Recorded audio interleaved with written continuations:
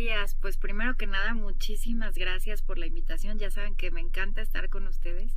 Estaba pensando hace ratito que justo hace 2 años estuve por allá en Lima con Maresa y con Susan y estaba iniciando Cambiando Horizontes, y la verdad es que me da muchísimo gusto cómo han ido creciendo en estos 2 años y generan este tipo de espacios en alianza con el gobierno de Perú, y me da muchísimo gusto que se generen estos espacios. Estaba viendo cuánta gente habemos, pues 212 personas, me encanta, y ojalá que algún día pronto se pueda hacer presencial y pueda volver a probar su ceviche peruano, que es maravilloso, que soy muy fan. Entonces, bueno, les mando abrazos desde acá de la Ciudad de México, que aquí hace calorcito. Entonces, bueno, ahí les mando también eso porque me decían que hace un poquito de frío.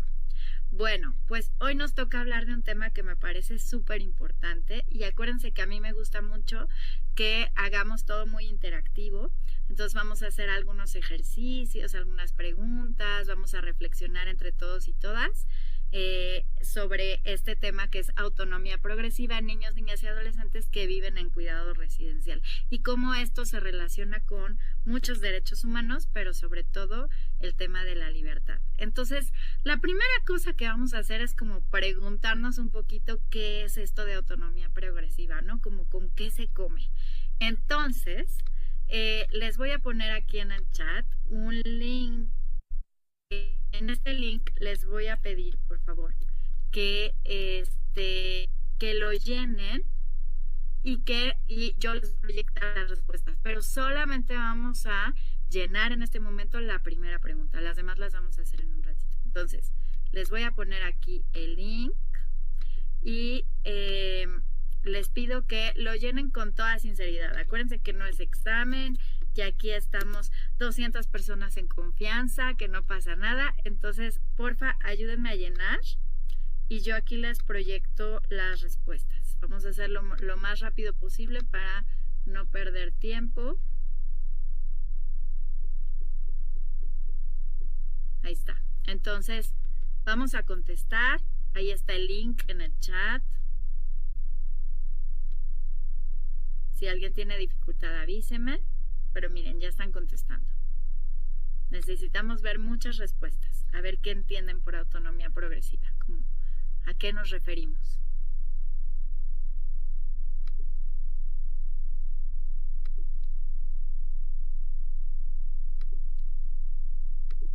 Ok.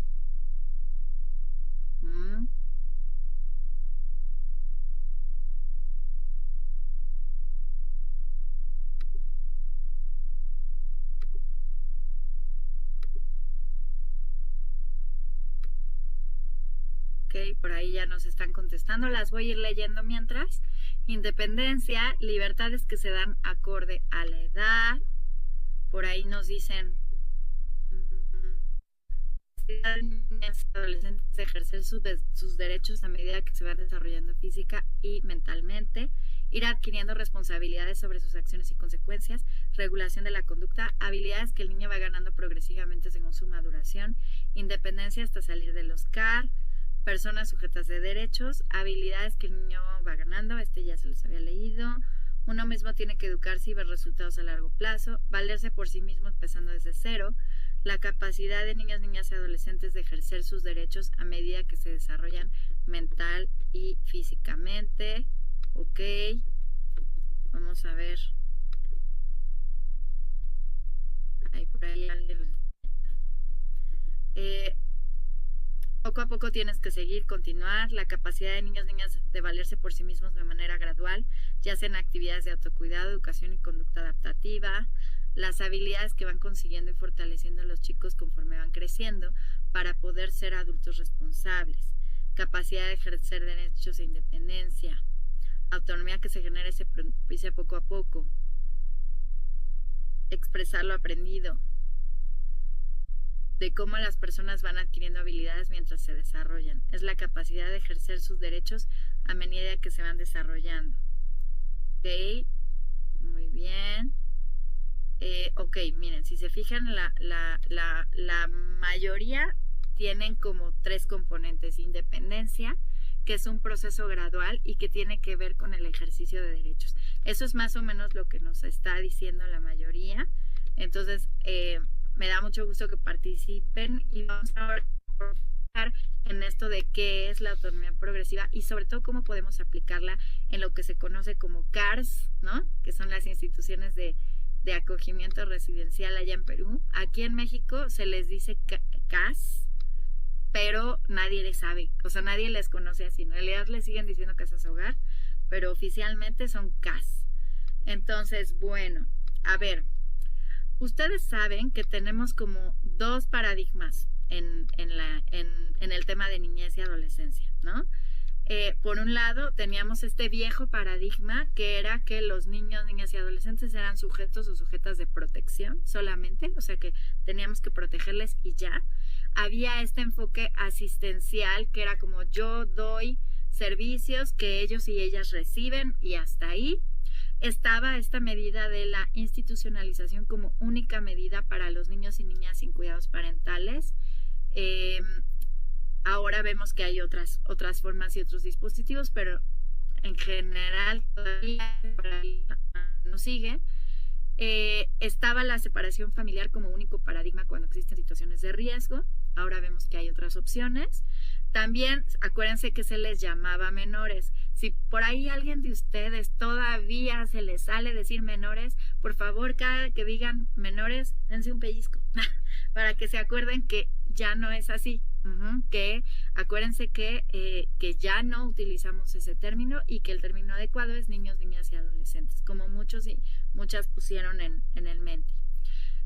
¿Y qué pasaba? Pues que había para todos aquellos y aquellas que no tienen cuidados parentales, pues había estancias prolongadas en las instituciones y seguro todas y todos conocemos casos de chicos y chicas que han estado 10, 15 años viviendo en instituciones. Ahora, cuando se da la Convención de los Derechos del Niño, por ahí del 89, empieza un nuevo paradigma. Pero a Latinoamérica nos ha ido llegando como un poquito más tarde y las legislaciones de cada país se han ido como moviendo poco a poco, ¿no?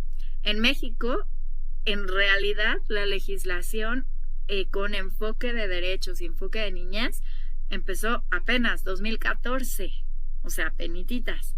Y de hecho estaba viendo como ciertos retrocesos de esos avances que tuvimos en 2014. Sé que en Perú pues ha pasado un poco parecido. Entonces, todavía tenemos muchos retos para poder implementar este enfoque de derechos humanos. Pero si lo ponemos así como a grandes rasgos es, niños, niñas y adolescentes son subpersonas, primera cosa, personas sujetas de derechos, que lo que vamos a hacer en vez de brindar ayudas y que ellos y ellas solo reciban, más bien nosotros como personas vamos a acompañarles, y vamos a fortalecer capacidades tanto en las familias como en los niños, niñas y adolescentes. Eso es como lo que cambia, ya no es solo recibo, ya no entrego despensas y listo, sino que tiene que haber procesos de acompañamiento y fortalecimiento. Clave y fundamental es la participación infantil como un eje de todo lo que hagamos. Y esta es una pregunta que yo siempre hago. Bueno, ¿qué tanto estamos fomentando la participación infantil o la estamos burocratizando? Porque eso también está pasando en muchos países. Lo hacemos todo muy burocrático, muy complejo y los niños y niñas dicen, pues esta consulta de qué es, a mí qué me interesa hacerlo así. Entonces, bueno, ¿cómo son nuestros procesos de participación? Otra cosa que es importante es que ahora se trabaja y se debe de trabajar caso por caso. No puede ser como todos los niños y niñas tienen que tener, sin cuidados parentales tienen que tener el mismo destino, las mismas soluciones, sino más bien a partir de este enfoque de derechos y considerando el interés superior en niños, niñas y adolescentes, pues vamos a ir viendo caso por caso qué es lo que se necesita. Y para esas decisiones va a haber un eje que tiene que ver con la participación, ¿no? Los niños, niñas y adolescentes tendrán que ser escuchados y escuchadas en las decisiones que se van a tomar en conjunto. Obviamente aquí ya no hablamos de menores, hablamos de niños y adolescentes y el cuidado residencial es solo por un tiempo definido y tiene que ser la última opción. Creo que este es uno de los más grandes retos que tenemos. Yo les comparto que acá en México sigue siendo la única opción y casi que tenga suerte, ¿no? Que a la chica o el chico le toque un hogar que esté más o menos bien, ¿no? Como que todavía no se ven otras modalidades de cuidado alternativo. Entonces, bueno, pues ese es un reto y creo que en general en Latinoamérica todavía nos falta un poquito el ver cómo podemos optimizar estas modalidades de cuidados alternativos. Entonces, bueno, así está el paradigma y entonces tenemos por lo menos 3 ejes a considerar en autonomía progresiva y en cualquier situación que tiene que ver con niños, niñas y adolescentes en cuidado residencial. Una es que tenemos este eje que es la Convención de los Derechos del Niño, que es como nuestro árbol, ¿no? El tronco de nuestro árbol. Y también tenemos las directrices en modalidades de cuidados alternativos que tenemos desde 2009. Por ahí quien no conozca, una base importantísima de estos nuevos paradigmas. Entonces, súper importante que las puedan consultar y buscar. Digo, en la página de la red también hay mucha información al respecto que pueden checar. Y luego las legislaciones nacionales, ¿no? Por supuesto que cada país ha ido avanzando poco a poco en homologar estas legislaciones a este enfoque de derechos y de niñez. Es como algo que se ha ido transitando. Entonces, en la Convención de los Derechos del Niño ¿podría hablarse un poco más específico? Sí. Yo creo que a lo mejor podrían mencionarse más explícitamente qué es la autonomía progresiva y por qué es importante. Sin embargo, sí se menciona. Entonces aquí les estoy poniendo algunas cosas que dice la convención, que no se las voy a leer así como muchísimo, pero es que se habla que tendría que haber una evolución y una dirección y orientación para que los niños, niñas y adolescentes puedan ejercer sus derechos. Es decir, el ejercicio de derechos va a ir siendo un proceso como paulatino y acompañado por nosotros y nosotras. Otra cosa que es importante es que los niños, niñas y adolescentes tienen el derecho a expresar su opinión y también se tendrá que considerar la madurez y la edad y la etapa de desarrollo de cada niño, niña y adolescente. Y por supuesto que la oportunidad de ser escuchados y escuchadas. O sea, eso está en los artículos que ahí les puse que ustedes pueden consultar más claramente. Ahora tenemos otros, ¿no? Por ejemplo, tenemos la libre expresión, el libre pensamiento de conciencia y la libertad de asociación. Y también esta cuestión de que en la convención sí se habla que los derechos son completos, o sea, siempre deben de estar, no pueden ser como a medias, y ahí yo me pregunto cuántas veces están los derechos a medias. Entonces, bueno, deben de estar ahí completos y también deben de considerar esta etapa de desarrollo con el acompañamiento de las personas adultas. Entonces, ahí empiezo yo a pensar a ver qué tanto estamos acompañando ciertos procesos o qué tanto no. Ustedes saben, ya les contó Susan, quienes me conocen, que yo tengo la fortuna de coordinar la Red Latinoamericana de Egresados de Protección, que ahí coordinamos a 28 organizaciones de 11 países, incluyendo, por supuesto, Perú.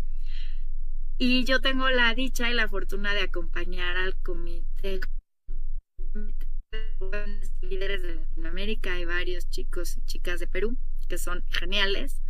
Y ellos y ellas para mí son como mis maestros. Y entonces una de las cosas que siempre me dicen es que en algunos casos han tenido que crecer como muy solos, en donde las cosas se van dando como porque se tienen que dar, pero les llega de sorpresa. Y esto genera muchísima frustración para los chicos y las chicas, porque es como viene esto que no sé qué es y lo tengo que enfrentar como pueda, ¿no? Y entonces esto supone muchísimos retos a nivel emocional, social, relacional. Entonces, justo por eso hoy estamos viendo este tema, porque lo que queremos es que ustedes empiecen a ponerse en los zapatos de los chicos y chicas que ustedes acompañan. ¿Y cómo podemos hacer para desarrollar este principio de autonomía progresiva en el día a día en sus CARS, ¿no? Entonces, vamos a irnos a reflexionar un poquito. Y entonces, a ver, ya pensándolo así, la primera cosa es que la autonomía progresiva es un derecho. No es una idea que se le ocurrió a alguien, sino es un derecho. Y entonces tendríamos nosotros como adultos y adultas la responsabilidad de procurarlo. Es la autonomía progresiva, es para todos, niños, niñas y adolescentes. No es solo para los que no tienen discapacidad o no es solo para ciertos grupos o en ciertas organizaciones. Es para todos y todas y debe de acompañarse desde nuestro lugar como personas que estamos en estas organizaciones, ¿no? Otra cosa que es importante es que es un ideal, pero nadie es totalmente autónomo. Yo les pregunto, ¿no? Como para que ustedes se pongan a pensar, ¿ustedes son realmente autónomos así al 100? Seguramente no. Yo, por ejemplo, yo necesito un contador, porque si no, no entiendo nada de impuestos. Por lo menos aquí en México es muy difícil entenderlo. Entonces necesitas que alguien te acompañe en ese proceso. Habrá otras cosas donde también hemos necesitado que alguien nos acompañe, por ejemplo, en una situación de salud. A veces es muy agradable y uno tiene que estar como viendo, ¿y esto cómo lo hago? ¿Y esto cómo hago que el seguro pague? Y tal, o sea, y necesitamos asesoría y necesitamos acompañamiento, ¿no? Y eso va a ser para toda la vida, para las situaciones que vamos viviendo. Ahora, la autonomía, justo porque es progresiva, o sea, no puede ser como de una, va a ser gradual. Si ustedes recuerdan, a lo mejor en algún momento cuando eran niños y niñas, empezaron a vestirse solos, pero no todo. A lo mejor lograban primero las calcetines o la playera, pero los tenis seguramente fueron de las últimas cosas que aprendieron a ponerse, ¿no? A abrochar las agujetas. Así es con la autonomía, es un proceso gradual. Y también, esta es otra que me parece fundamental, que es integral. La autonomía no quiere decir que entonces solamente es valerme por mí mismo, por mí misma en el tema financiero y se acabó. No.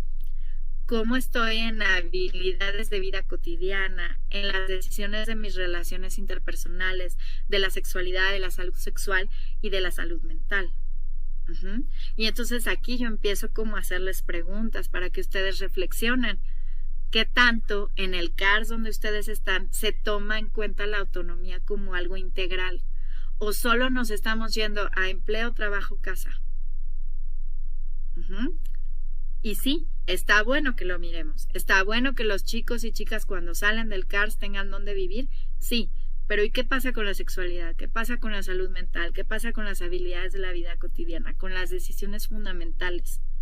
Entonces, ¿cómo estamos acompañándoles desde que llegan al CARS para que esto se dé? Y la otra, que me parece como súper importante, es que la participación y la escucha, como ya vimos que es parte de estos pilares de la Convención de los Derechos del Niño, pues es que la participación y la escucha tienen que estar todo el tiempo.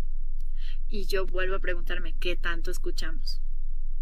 Porque de repente creemos que escuchamos, pero cuando les preguntamos a los chicos y las chicas dicen, la verdad es que no. Y es esto que les digo de la burocracia. Entonces hacemos una asamblea, que no está mal que haya asambleas, está bueno, pero también es, y además de estas asambleas, que tanto yo me siento y conozco las perspectivas de los chicos y las chicas, ¿no? ¿Qué están viviendo? ¿Qué les preocupa? ¿Cómo se están sintiendo? Y cómo estos procesos de escucha son de todo el personal. Porque a veces también pasa que son una o dos personas las que hacen esta figura de referentes. Pero ¿qué pasa si hay más? Si todo el equipo del CARS tiene estas habilidades de escucha, pues entonces el proceso va a ser distinto, ¿no? Ok, entonces, la autonomía progresiva inicia en el ingreso al CARS, no en la adolescencia. Porque si no, ¿cómo voy a tener habilidades para cuando salga? Les quiero contar algunos casos que siempre, pues, quienes ya me conocen saben que saco los casos. Hay un caso muy emblemático que me tocó acompañar de graves vulneraciones a derechos humanos aquí en México, que es el caso Mama Rosa, que ustedes lo pueden consultar, que es un caso tremendo, es una pesadilla. No lo lean en la noche porque si no, no van a poder dormir. Es una cosa espantosa. Eh, a mí me tocó acompañar a los sobrevivientes de este caso. Y una de las primeras cosas que noté es que los chicos nunca habían caminado solos en la calle.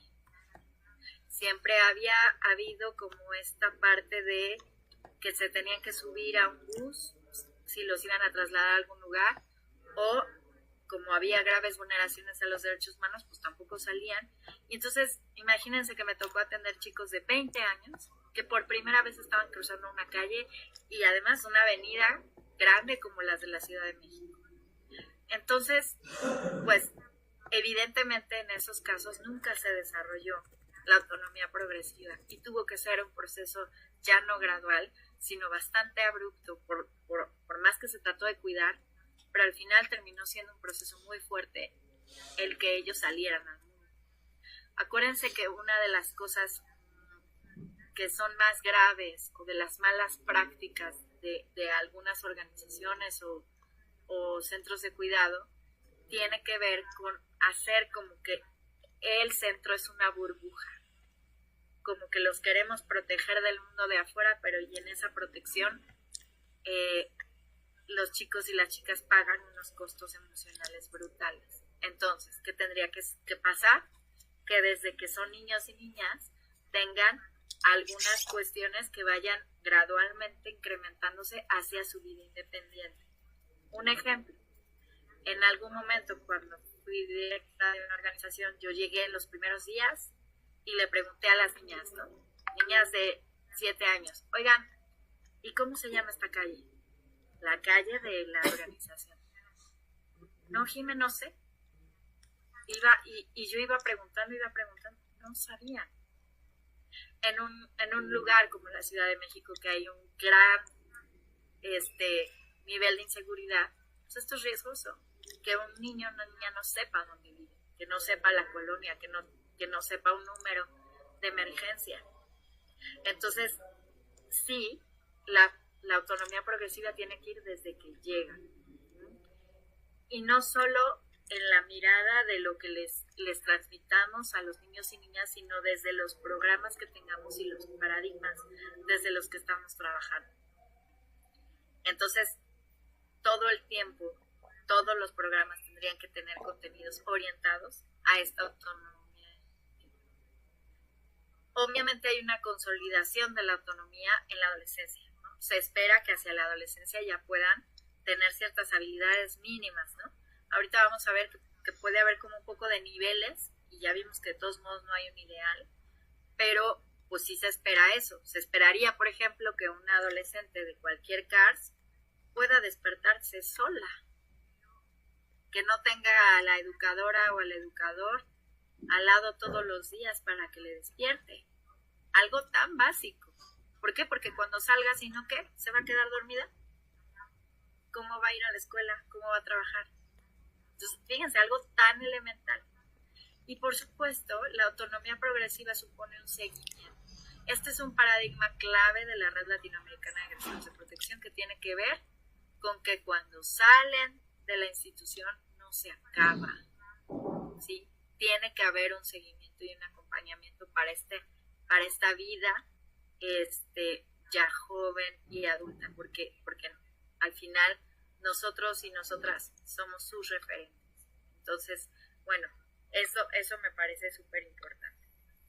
Hasta aquí, ¿hay alguna duda o comentario? Pueden ponerlo en el chat o pueden abrir el micro, porque ahora vamos a hacer un ejercicio. Entonces, díganme, ¿hay alguien que quiera decir algo de estas 297 personas?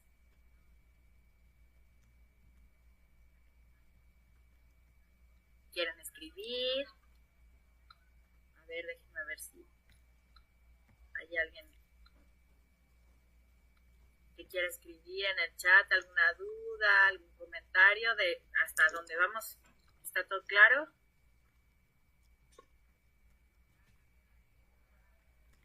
Eso es un sí. También pueden levantar sus manos. Lo que pasa es que está bloqueado el audio, pero pueden levantar sus manos y les doy acceso para que abran el voto.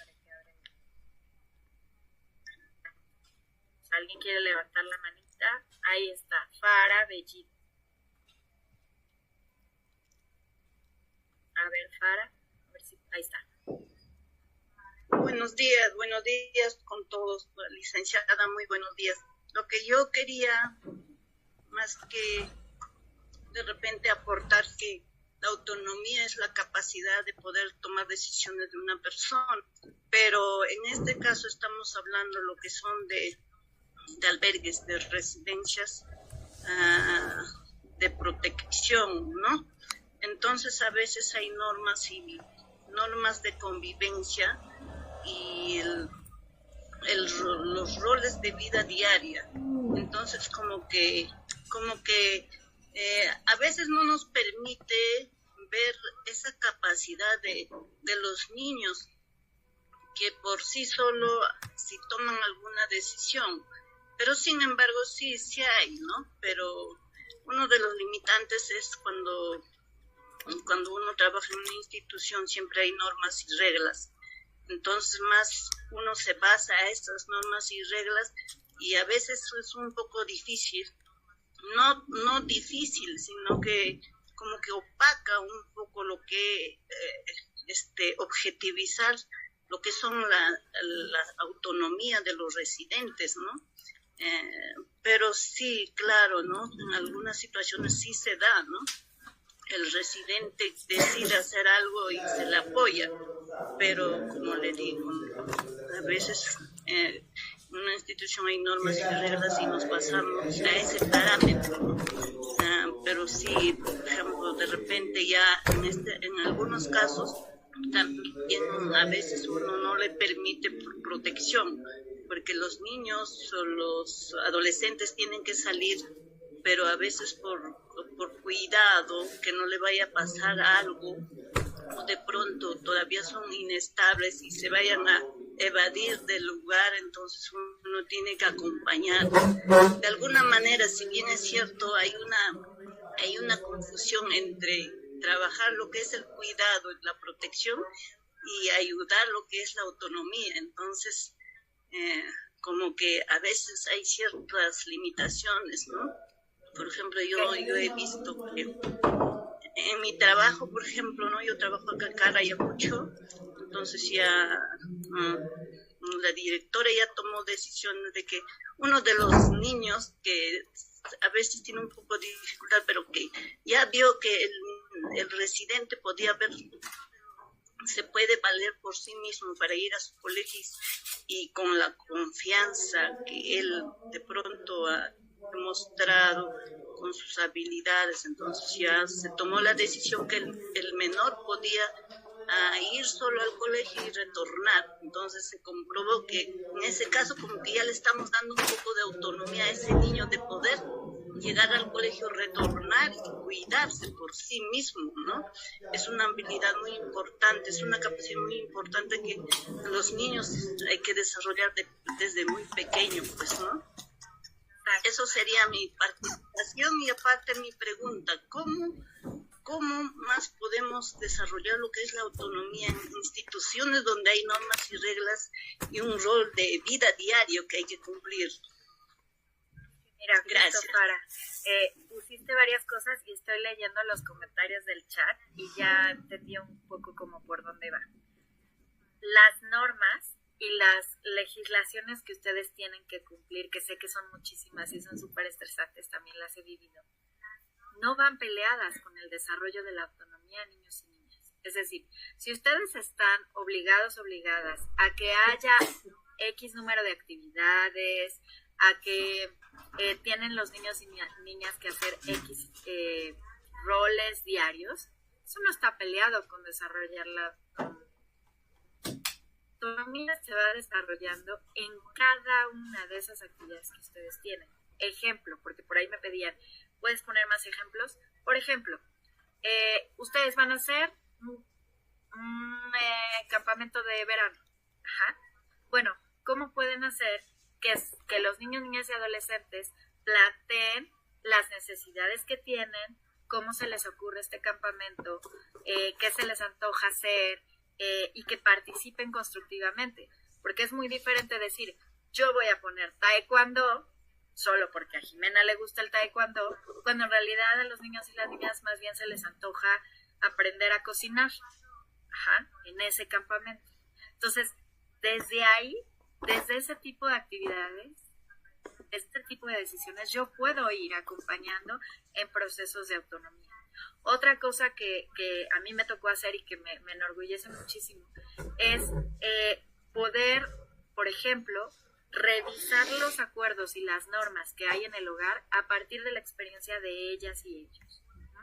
Y entonces hacer un proceso participativo de, a ver, ¿ustedes cómo están con esto que se vale y que no se vale aquí en el CARS? Y entonces desde ahí se va como planteando cosas, porque a lo mejor sale que alguna educadora les dijo que no podían tener novio. Y entonces de repente podemos revisar que eso pues en realidad vulnera los derechos sexuales y reproductivos de las y los adolescentes. Y entonces decimos, bueno, pues no, sí se puede, pero ¿cómo? Y entonces ahí vas acompañando ese proceso, ¿no? Entonces lo que nos tocó hacer, en este caso en este hogar que yo dirigía, fue, bueno, ¿y cómo le vamos a hacer para que las adolescentes puedan tener novio o novia de una manera protegida? Y entonces empezamos a pautar acuerdos con las adolescentes en donde podían tener convivencias con la persona con la que estaban saliendo, pero que esa persona fuera a la casa hogar. Y esto fue maravilloso, porque entonces a presentarse conmigo, todos nerviositos de, yo estoy saliendo con ella, ¿no? Y es como cuando estamos en casa, ¿no? ¿Por qué tendríamos que hacer algo distinto si lo que estamos buscando son modelos más familiares? Entonces, estos son como ejemplos que les pongo de vida cotidiana, considerando como toda esta parte integral, que por ahí alguien decía que qué bueno poner dentro de autonomía la parte de educación sexual, porque claro, eso también supone autonomía y tiene que ser progresiva, y si no la tenemos, ¿qué pasa? Pues que se embarazan, que terminan con alguna infección de transmisión sexual, que realmente querían. Entonces, por eso es tan importante la autonomía. Entonces, no está peleado el que tengamos una norma, una estructura, porque eso se necesita en cualquier organización, pero que en el día a día vayamos acompañando ciertas decisiones. Dice por ahí Petronila, un niño que no está acostumbrado a reglas, a vivir en la calle, que ganarse su confianza, ¿no? Déjenme ver que... Sí, claro. Acuérdense que tendríamos que conocer las características de los chicos y chicas que acompañamos. Si vienen de calle, el proceso de desarraigo callejero supone otros procesos también y supone otro tipo de abordajes, pero por supuesto que se puede ir desarrollando la autonomía. Debe desarrollarse dentro de las reglas y convivencias y debe ir gradualmente adaptándose. Entender que sus derechos terminan... Ay, después se me fue lo que dice. Sí, acuérdense que en el tema de derechos, lo más importante es que todas las personas somos sujetas de derechos y los niños y niñas no tienen obligaciones, tienen compromisos. Las obligaciones las adquirimos cuando tenemos 18 años. Entonces, también poder entender que va a haber compromisos que niñas y niñas tienen que hacer, pero eso no hace que entonces sus derechos no existan, ¿sí? Los derechos no son condicionales, sino van a permanecer. Los niños y niñas tienen el derecho a participar, a tomar ciertas decisiones dentro de la estructura del propio vida. ¿Cómo vamos a ir acompañando a eso, no? Y esto, de que va a ser paulatino. Entonces vamos a hacer un ejercicio que quiero invitarles, pero en este no vamos a hablar de los niños y niñas que acompañamos, vamos a hablar de ustedes, para más o menos tener claridad y ponernos un poquito en los zapatos de las y los chicos. Vamos al Menti y les voy a hacer unas preguntas, ¿sí? De hecho, Alma, los niños no tienen obligaciones, los niños y las niñas tienen compromisos. Las obligaciones las adquirimos a partir de los 18 y los derechos los tenemos todos y todas desde que nacemos, ¿sí? Entonces, vámonos al Menti y les pido que ahora piensen en ustedes, ¿sí? A ver qué respuestas encontramos. Entonces, primera pregunta del Menti de esta nueva sección. A ver, vamos a esa. Les pido que vayan y las vamos a hacer muy ágiles, ¿eh? Muy ágiles, rapidísimo. ¿Qué edad tengo?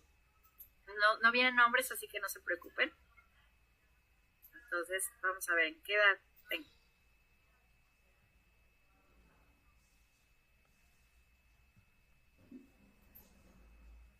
Vamos rápido, rápido, rápido. Ok, ya vemos más gente acá de 41 y 50. De 20 y 30 y vamos también. 51 y más.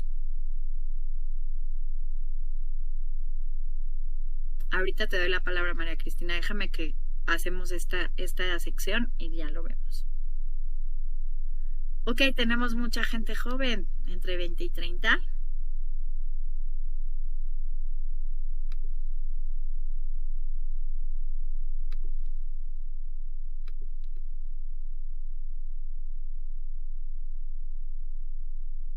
Ok, muy bien. Entonces, la mayoría de este grupo está entre 20 y 30. Tenemos también gente entre 31 y 40. Son como nuestras puntuaciones más altas. Ok, vámonos a la segunda pregunta. De volada. ¿A qué edad comencé mi vida independiente?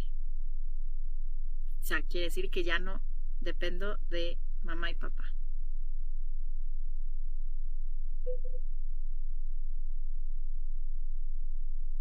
Ok.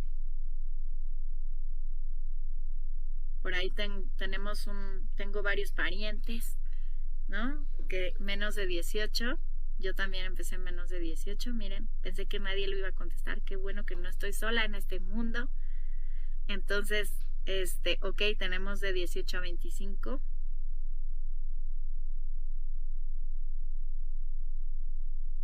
Ok, muy bien. Entonces, fíjense cómo en este grupo es como la edad en la que la mayoría iniciaron su vida independiente. Y también vemos que hubo gente que la inició a edades muy tempranas, con seguramente situaciones más complicadas para ejercer esa vida independiente. Y también hay gente que ha estado como 26 a 35 y hay gente en este grupo que no lo ha hecho, ¿ok? Cualquiera de estos procesos es válido. No hay mejores ni peores. Son procesos. Por eso les decía yo que la autonomía no, o sea, es un ideal, pero es un proceso que tarda tiempo.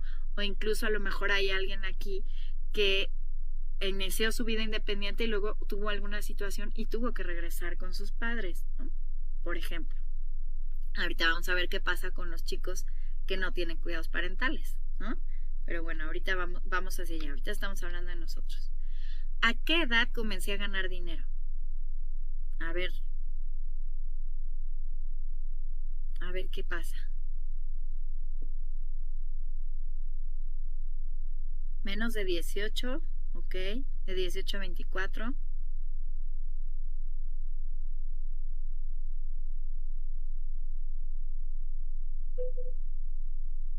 Voy a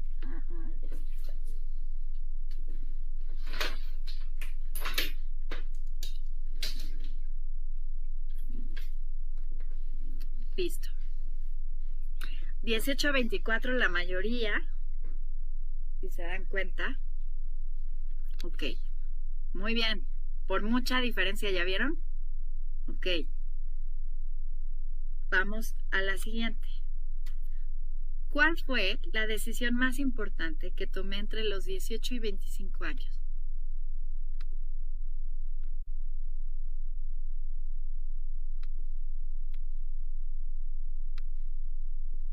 ¿Cuál fue? A lo mejor fue estudiar una carrera, a lo mejor fue salirme de casa, a lo mejor fue casarme, a lo mejor fue ser mamá. ¿Qué carrera estudiar? Tener a mi hija, dicen por aquí. A ver si pueden llenar en el Menti para que lo veamos así claro. La carrera, trabajar, estudiar. Terminar la universidad.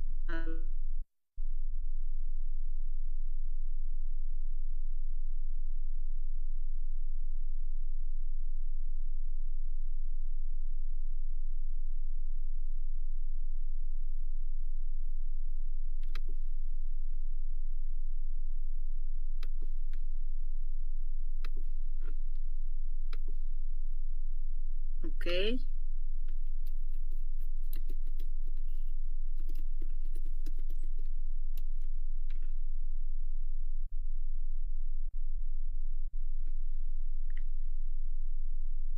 Muy bien.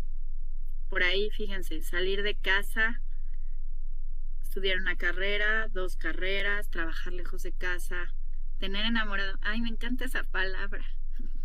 Ok, tener enamorado, involucrarme en proyectos, estudiar y ser madre. Ok. Bueno, ya más o menos vimos cómo está este grupo, ¿no? Ya vimos que este grupo en general, la mayoría empezaron su vida independiente de los 18 en adelante, que hubo algunos que hay todavía personas que no lo han hecho. Y también que en este periodo de 18 a 25 ustedes tomaron decisiones vitales, como ser mamá, como estudiar una carrera, como tener algunos proyectos en particular. Ahora, no lo puse en el menti, pero les invito a reflexionar si en esos procesos tuvieron acompañamiento o no. A lo mejor estudié la carrera sin pensarlo, sin tener mucho respaldo, sin saber ni siquiera qué era. O a lo mejor tuve que incluso estudiar varias carreras y experimentar para tomar la mejor decisión. A lo mejor no tuve la mejor asesoría en temas de salud sexual y terminé pues tomando decisiones que no quería. Entonces, la reflexión es, qué importante pudo haber sido un acompañamiento en la autonomía progresiva en sus vidas. Ahorita no adolescentes que acompañan, pensemos en ustedes. Qué importante pudo haber sido que alguien les dijera, oye, ¿sabes qué? ¿Por qué no piensas estas otras alternativas? Oye, ¿sí sabías que existe, por ejemplo, ahora el trabajo en línea? Oye, no necesariamente te tendrías que mudar de ciudad, podría haber otras opciones. Oye, y muchas otras. Ahora pensemos, sí, en los niños, niñas y adolescentes que ustedes acompañan y pensemos, ¿y qué pasa cuando no tenemos figuras parentales?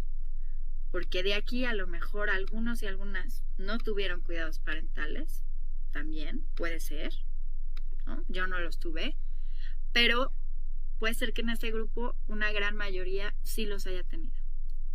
Entonces ahora vamos a ponernos en el lugar de los niños, niñas y adolescentes que ustedes acompañan que no tuvieron cuidados parentales o que no los tuvieron de calidad. Y entonces todas estas decisiones fundamentales se vuelven o se podrían volver como un efecto dominó, ¿no? Así, ¡pum!, se va. Y a lo mejor el proyecto de vida que pudieron haber tenido no se está dando porque no están teniendo el acompañamiento adecuado. Y entonces ahí nos podemos hacer esta pregunta de ¿y qué pasa en las organizaciones donde estamos? ¿Cómo estamos dando los acompañamientos? ¿Son adecuados o no? Vamos a pensar que la autonomía, que la autonomía está en diferentes áreas, como decíamos hace rato. Y entonces tenemos las que tienen que ver con hábitos y habilidades, ¿no? Cocinar, higiene y aliño, autocuidado, como en la vida cotidiana, cómo tengo que hacerle. Yo les cuento que una vez me tocó una chica que no sabía bañarse bien, que no se tallaba bien, que no sabía cómo usar el champú, y entonces hubo que hacer un proceso de acompañamiento en ese sentido. Entonces, desde eso como más básico, y luego nos vamos a lo logístico y operativo, y la persona que nos compartía hace rato lo mencionó. Uno supone que cuando ya estamos en la adolescencia tendríamos que saber no solo dónde vivimos, sino cómo nos podemos trasladar. Les voy a poner un ejemplo como un poco mexicano trágico, porque aquí pasa mucho. En el sismo de 2017, yo era directora de una casa hogar, y entonces nos tocó que algunas chicas, después del sismo, se tuvieron que trasladar solas a la casa hogar, porque entre todo el personal nos estábamos dividiendo, corriendo, yendo de un lado a otro, pero las calles estaban cerradas, y en fin, era muy caótico. Si nosotros no hubiéramos desarrollado habilidades de autonomía para el traslado, ¿qué hubiera pasado con estas chicas? Porque se salieron de la escuela. Si ellas no hubieran sabido dónde está la casa hogar y cómo son las rutas para llegar caminando por diferentes lugares, hubiera sido una tragedia.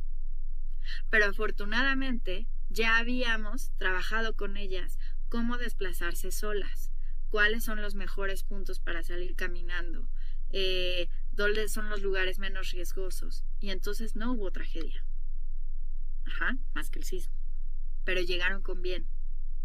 Entonces, por eso es tan importante, porque no vamos a poder controlar a la madre naturaleza y va a temblar cuando tenga que temblar. Y es más, creo que hoy les tembló, ¿no? Me dijeron hace ratito en la mañana. Entonces, fíjense, hoy tembló allá en Perú. Ahí está. Otra, la educación financiera y manejo del dinero. Levante la mano aquí quien maneja al 100 su dinero. Yo quiero saber quién tiene ahorros, quién no se le van en ningún momento las cuentas. A todos nos ha pasado en algún momento en la vida que es, chin, me gasté todo, ¿no? Sheila y Rosa levantaron la mano. ¿Eso quiere decir que ustedes sí a la perfección todas las cuentas? Dice Sheila, no, ya no. La bajo, ¿no? Entonces, no es sencillo la educación financiera. Ahora, si venimos de un lugar donde no hemos tenido cuidados parentales, donde no sabemos como muchas cosas, pues entonces necesitamos nosotras y nosotros como personas que trabajamos en este tema, pues darles esas herramientas. Servicios de salud. En un hogar donde yo trabajé, había un paradigma que me encantó y se los paso por si les sirve. Ahí el paradigma era, los chicos y las chicas iban al mismo servicio de salud que el resto, o sea, no servicios privados, para que aprendieran toda el viacrucis que supone tener un servicio de salud en este país. Entonces, desde chiquitos y chiquitas, los llevaba la educadora para hacer las miles de horas de fila en el seguro para que les atendieran y poder ir de oficina en oficina reclamando y diciendo y tal, desde muy chiquitos. Entonces, ¿qué pasaba? Que cuando eran adolescentes perfectos te decían, mira, Jimé, esa es la oficina del director de esta clínica. Primero, si no me atienden, voy a intentar con el jefe de ese médico. Y si no, voy a esa oficina del director para reclamar que sí me atiendan. A los 16 años hacían esas cosas. Pero eso es porque desde chiquitos iban todo el tiempo con la educadora y veían cómo se tiene que exigir la salud en este país. Y eso me parece una práctica de autonomía maravillosa. A mí me hubiera gustado tenerla. La tuve que aprender como pude. Otra es el tema de los impuestos. En el Comité Joven de la Red hemos hablado mucho de eso y yo siempre les digo, pues yo no sé, a la fecha, a mis 39 no les entiendo. Y la mayoría me dicen, no, pues yo tampoco. Entonces, ¿y qué pasaría si acompañáramos esos procesos desde antes, ¿no? Ustedes me han dicho en algunos momentos los riesgos que hay ahorita a nivel laboral, cuántas vacantes falsas hay, cuántos fraudes hay, cuántos riesgos de trata hay. ¿Cómo acompañamos a los chicos para que no caigan en eso?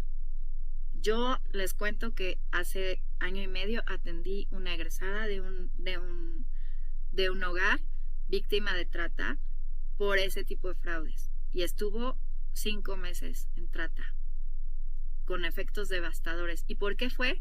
Porque cuando egresó del hogar le mandaron por Facebook un mensaje de trabajo y ella en desesperación dijo, pues lo tomo. Y era trata. Entonces, por eso tenemos que acompañar la autonomía, por ese tipo de situaciones, ¿no? Entonces, también está lo laboral y lo ocupacional. Y luego hay autonomía relacionada con las relaciones interpersonales, ¿no? Relaciones de pareja, parejas, amistades, decisiones respecto a estas relaciones interpersonales. Es que ya ves, ¿sabes qué, Jimé? Como que no me está gustando cómo me trata esta persona. Eso también es autonomía, como poderse dar cuenta que a lo mejor hay una relación de amistad que no está siendo grata. Obviamente sexualidad y salud sexual, ¿no? Y todas las decisiones relacionadas con esto. Y bueno, eso lo podemos dejar de tarea ahí con Cambiando Horizontes después, hacer algo específicamente sobre sexualidad porque es un universo, pero sí hay como muchas cosas que podemos hacer para acompañar el tema de sexualidad. Entonces, hasta aquí vamos a hacer ahora una actividad. Hay una investigación que hicimos que fue una investigación regional, la hicimos en el 2019. Y algunas de las cosas que nos dicen los chicos y las chicas es qué les funciona respecto al acompañamiento que ustedes hacen. Y entonces una de las que funciona es que ustedes fomenten la participación en todos los procesos, que haya un acompañamiento verdadero. Por ahí alguien lo puso, yo le puse así como acompañamiento verdadero, pero por ahí alguien decía, ¿no? Que se sienta que están ahí y que les importa. Y la empatía, que es este ejercicio que estamos haciendo, ¿no? De, a ver, vamos a regresar a nuestra propia historia de adolescencia, de niñez, y veamos qué nos funcionaba y qué no nos funcionaba.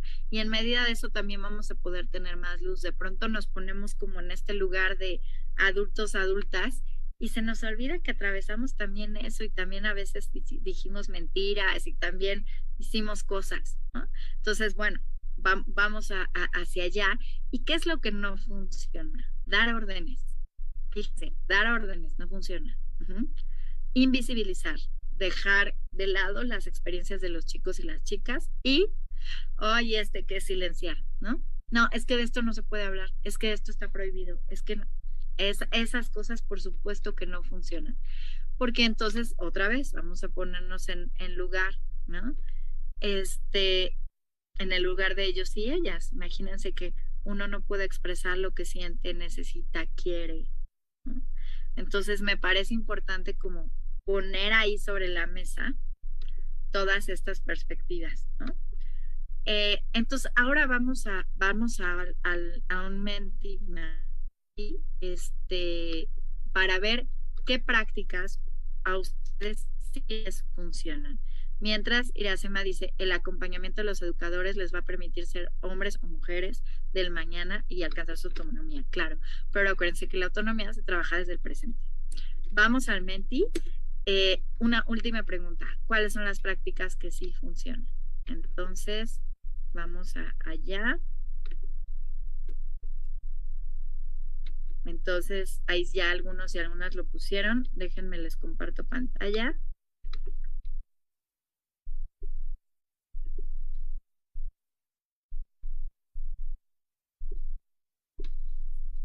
Adquirir responsabilidad de forma independiente, capacidades de los adolescentes para ejercer sus derechos, un marco claro, confianza. ¿Qué más les funciona? Acuérdense, es nada más llenar el link. La empatía. Por ahí alguien me escribió sobre el link de asistencia, si lo pueden checar con Cambiando Horizontes, que son quienes lo ven. Empatía, acompañamiento, plantearse metas, la escucha.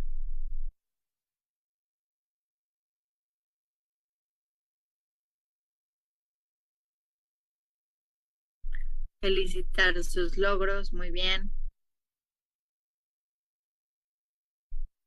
Buena comunicación, acompañamiento inicial, rutinas de deberes, darles responsabilidades, consejos y orientación.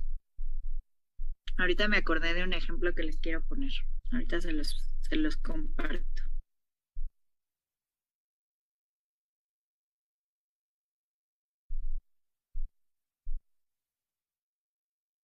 Mientras llenan, les comparto este ejemplo.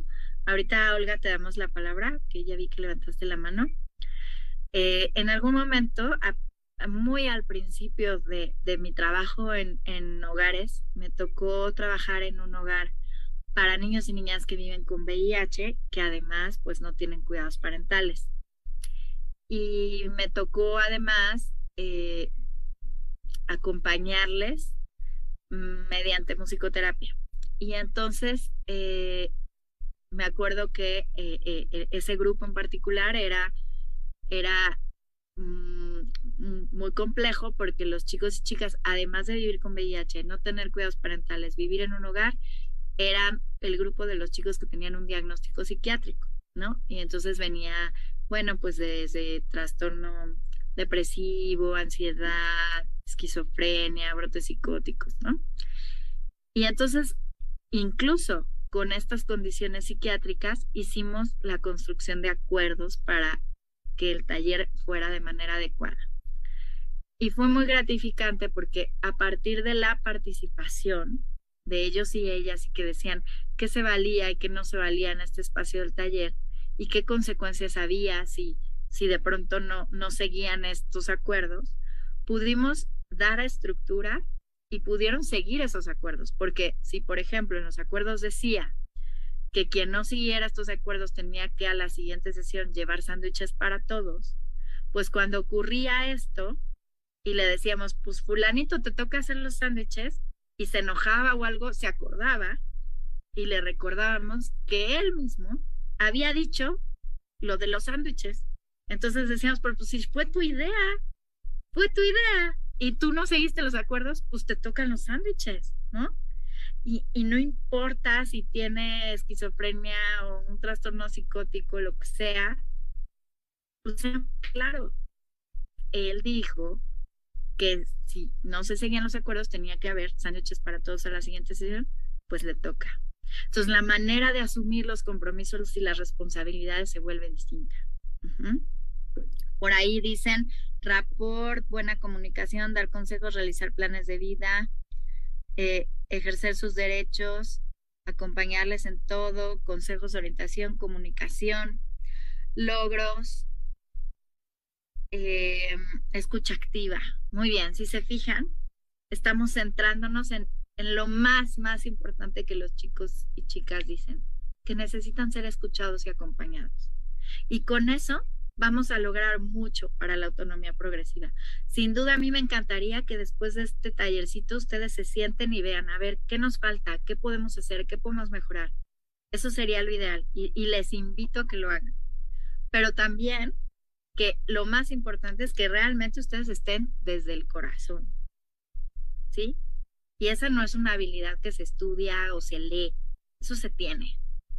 Y esa es una invitación a ustedes para que vuelvan a reconectar. Yo sé que han sido 2 años durísimos para ustedes y les admiro y les reconozco porque sé que ha estado brutal, me consta. Pero vamos a refrescarnos, ¿no? ¿Qué prácticas podemos mejorar? ¿Qué cosas podemos hacer distintas? Muchas gracias a todas las y los que participaron. Me voy a ir otra vez a la presentación para ir cerrando y dar espacio para dudas o comentarios. Ay, no, espérenme, les compartí algo que no. Entonces, ok, ya vimos lo que sí funciona. Y ahora me gustaría, antes de que pasemos a preguntas, es como esto. ¿Qué se necesita? Escucha, acompañamiento honesto, el interés superior. Acuérdense que el interés superior, lo dice la Convención de los Derechos del Niño, es esta capacidad de poner ante todo las decisiones del bienestar de niños y niñas como primer lugar. Les voy a poner un ejemplo de ayer. Ustedes vieron que hubo una balacera en Estados Unidos brutal, una más, ¿no? Y que hay por lo menos un tiroteo a la semana en Estados Unidos en escuelas. Y siguen sin poner en el interés superior a los niños y niñas en las políticas de manejo de armas. Ajá. Eso es vulnerar el interés superior de niños y niñas. ¿Por qué lo hacen? Pues porque Estados Unidos no ratifica la Convención de los Derechos del Niño. Por eso lo hacen. Por eso no están ellos poniendo en primer lugar a niños y niñas. Pero si los ponemos en primer lugar, díganme ustedes si no quitarían la política de armas. Claramente.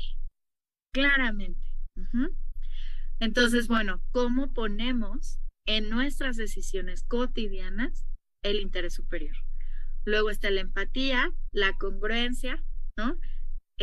Yo le estoy pidiendo algo a las niñas y los niños que yo no hago, pues entonces, ¿cómo?